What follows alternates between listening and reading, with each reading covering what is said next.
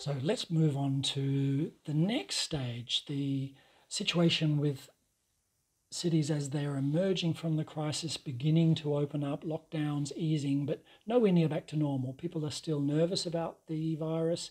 Even if lockdowns are finished, people are still cautious. Maybe there are certain safe distancing rules in place. How does parking feature in that stage of the crisis for many cities? Well, one of the immediate things and the very visible things we're hearing about is bicycle lanes and safe distancing. So removing on-street parking for the sake of what were initially pop-up bicycle lanes, but increasingly semi-permanent, and possibly we'll see later maybe made permanent. So during this stage of the crisis, when people are allowed outside to exercise, we often see a boom in bicycle use. Essential workers in cities where public transport capacity is way down, and then gradually more and more of us as we're allowed back to work. Public transport capacity is not back to normal yet, but there's a need to travel, and we don't want a huge crisis of car traffic, and so many cities are implementing bicycle lanes, bus lanes to improve the capacity for people to get to work with safe distancing in a safe way. Some parking businesses in city centres have been a little alarmed about this. Their business is already down and they're alarmed that this kind of thing might be harming their future business prospects. An example is Dublin, where a number of parking businesses have been lobbying against bicycle lane expansions, pop-up or otherwise. But conversely, removing on-street parking in downtown areas, in city centres, should in fact help the off-street parking industry to recover demand quicker than otherwise. So I think it cuts both ways. We'll see how this plays out.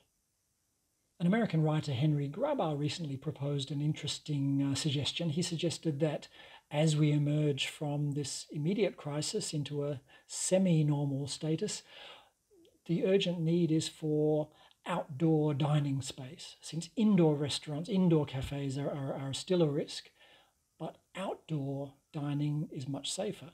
And the primary, and all of the parking in our cities is a land bank available for that kind of activity. And he suggests expanding restaurants and cafes into that parking, and for cities and states to enable that. And it turns out that a number of places have quickly been taking him up on that suggestion.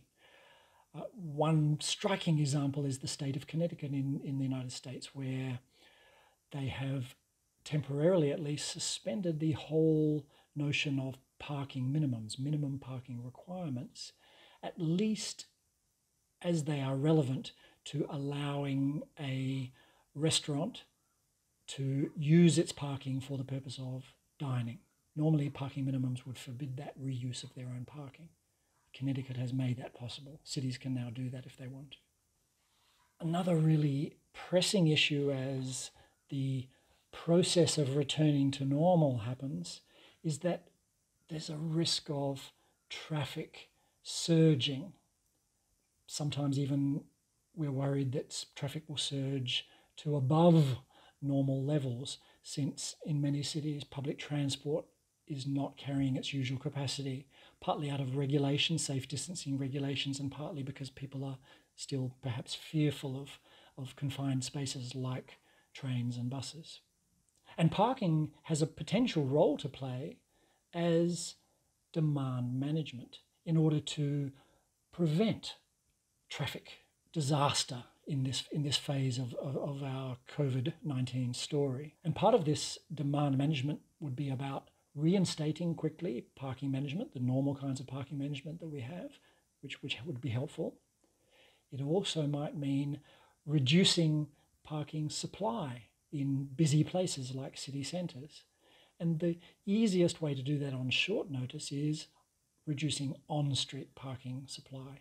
Off-street parking supply is generally reasonably fixed. It's hard to reduce it. And this dovetails nicely with the urgent need for on-street space for bicycles and buses. So the taking away of on-street parking space has an added bonus in that it will help to dampen the demand for travel to city centres at a time when we can't afford that space.